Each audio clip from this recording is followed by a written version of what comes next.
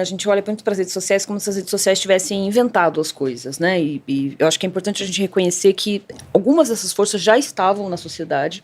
Então, eu estou falando de radicalismo, posições antidemocráticas, grupos que abertamente não concordam com o acordo que foi firmado em 88. Né? Então, enfim, que acham que a Constituição ela não é legítima, que não acreditam que o STF tem legitimidade, etc. Essas pessoas elas sempre existiram, mas de uma certa maneira elas não tinham, digamos, espaço para se organizarem, para conseguir juntar público, e nem tanto um espaço para dizer isso publicamente, isso ser aceitável. A gente tinha um relativo consenso de que existiam coisas que eram aceitáveis de serem ditas no espaço público e coisas que não eram aceitáveis. Então, fazer apologia à tortura não era aceitável. A pessoa podia individualmente achar que era ok, mas não era aceitável, né? E o então, enfim, também concordo, né, com o seu Marco sobre, né, o impeachment, e acho que quando o Bolsonaro faz homenagem a um torturador dentro do Congresso, ele está trazendo da ordem do inaceitável um debate, um diálogo e uma fala num local que é muito sensível, né, que é o local do parlamento. E isso foi normalizado. Então, o que a gente entendeu ali como sociedade, e o próprio Bolsonaro entendeu? Que dava para, enfim, alargar aquilo que é considerado aceitável e trazer coisas que são inaceitáveis.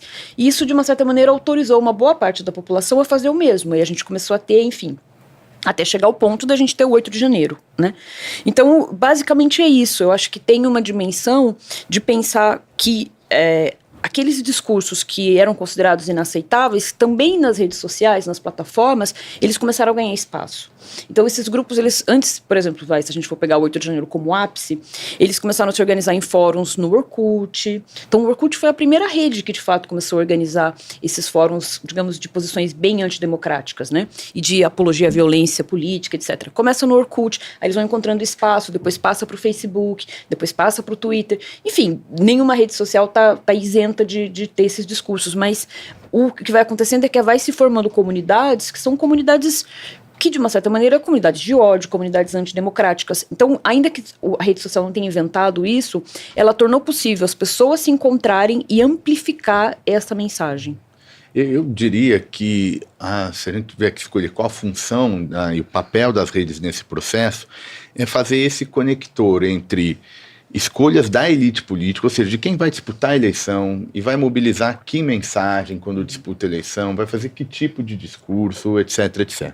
Faz a conexão, então, desses atores, desses jogadores que jogam o jogo eleitoral de fato com a perna da sociedade, do eleitorado. Porque as redes sociais, como a professora bem comentou, ela realmente dá vazão, né? Agora, a participação política, o custo de participar politicamente vai a zero, porque você pode fazer isso do seu celular. De forma anônima. Anônima, você não precisa ir mobilizar uma greve, você não precisa ir fazer nada. Você literalmente cria um post, faz isso aqui circular e o debate está acontecendo.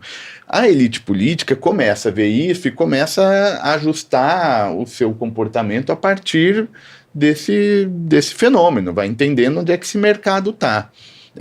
O que é sempre intrigante, né, se é que faz sentido essa ideia de que as redes conectam, digamos, geram um incentivo para o comportamento mais moderado ou mais radicalizado de quem participa da eleição, se faz sentido alguma coisa nessa direção, é um pouco assim, será que o Bolsonaro, e pegando o Bolsonaro só para personificar em alguém que enxergou alguma coisa antes de todo mundo, né, porque senão ele não sairia candidato naquela circunstância que saiu.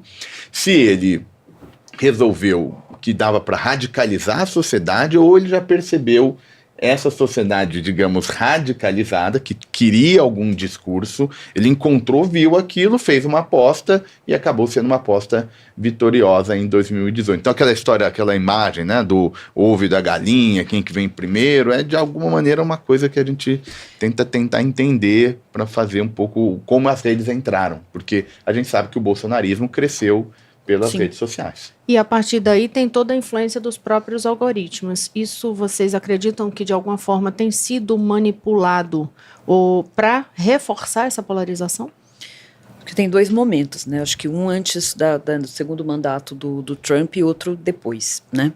Acho que antes existe uma coisa que basicamente que é a seguinte: para fazer moderação de conteúdo, isso tem um custo para as empresas, né? Então, cada vez que a empresa precisa investir mais em moderar discurso de ódio, em de uma certa maneira interditar ou enfim, fazer uma barreira de contenção, isso não vai ser feito ainda que você tenha inteligência artificial. Você não faz completamente essa operação. É uma operação complexa e que exige investimento das empresas. Então, de um lado, as empresas, enfim, para aumentar a sua margem de lucro, não vão fazer isso voluntariamente, né?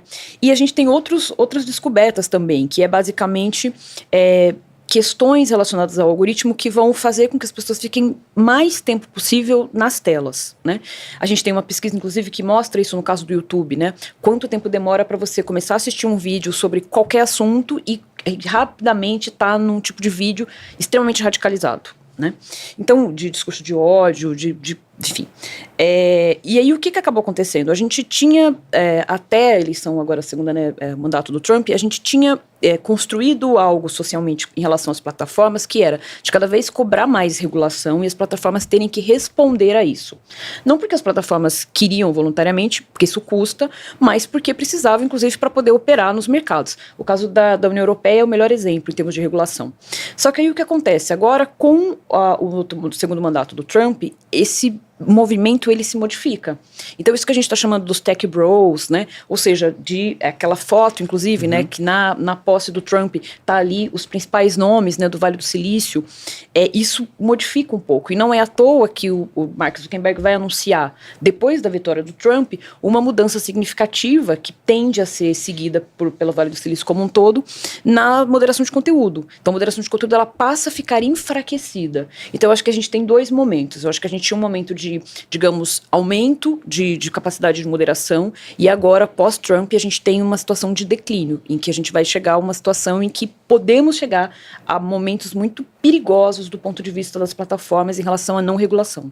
Eu acho, não sei bem qual que é o peso especificamente da lógica do algoritmo, mas que rede social é polarizadora, é radicalizadora, isso me parece claro, porque pelo próprio modo como ela opera, né? Então você consegue mobilizar quem pensa igual a você rapidamente, se identifica isso, a mensagem é uma mensagem que todo mundo quer receber, e aí vai alimentando, vai nichando, né? Para usar um neologismo talvez infeliz, mas enfim, vai nichando essa informação. E aí a parte da persuasão, da troca de ideias, ela perde força nas redes, então isso me parece razoável, né? O que eu acho que dessa especificidade na atual conjuntura é que parece ter, sobretudo aí nos países avançados, aqui no Brasil acho que ainda está um pouco atrasado, mas houve uma confluência entre a maneira como essa elite política radicalizada constrói seu discurso e os interesses econômicos dessas grandes empresas, né? Por que a agenda de valores é tão importante para essas pessoas? Porque ela, de alguma maneira, é o que dá coesão. Por exemplo, no caso do Trump, há uma base social muito heterogênea. Então você tem de tudo. Você tem gente contra imigração, você tem gente, tem os caras da Big Tech. Em algumas questões há uma contradição, porque o Vale do Silício se alimentou, por exemplo, de trabalho migrante. E aí você tem uns conservadores que falam, não, vamos fechar essa fronteira, estão concorrendo em emprego contra americano. E aí, então, o que liga, na minha cabeça, essa agenda cultural? Então isso bate, porque aí junto o discurso, olha, a gente não pode ter nenhum tipo de controle da liberdade de expressão, e isso bate com o interesse econômico dessas empresas que não querem fazer esforços no sentido de controlar e tentar moderar. Então isso vai se autoalimentando, e aí por isso que a gente vê um Steve Bannon junto com um Elon Musk, e os caras se pegam, mas eles estão junto com o Trump, porque o Trump, de alguma maneira, vai usando essas duas lógicas. Então, acho que sim, é uma tendência de que isso se torne ainda mais difícil de desmontar, essa engrenagem muito mais difícil de desmontar.